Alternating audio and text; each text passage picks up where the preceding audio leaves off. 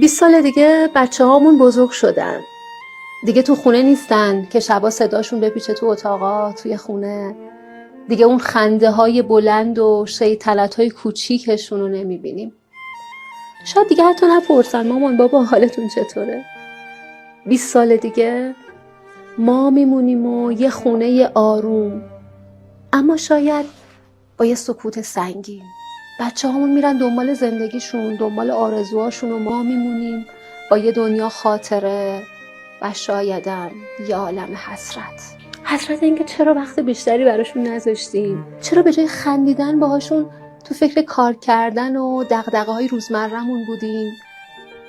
20 سال دیگه این بچه ها همین الان ما هستن.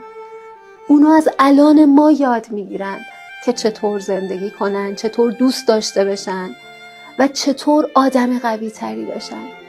لطفاً قبل از اینکه دیر بشه بیشتر تو لحظه هاشون باشیم، براشون وقت بذاریم.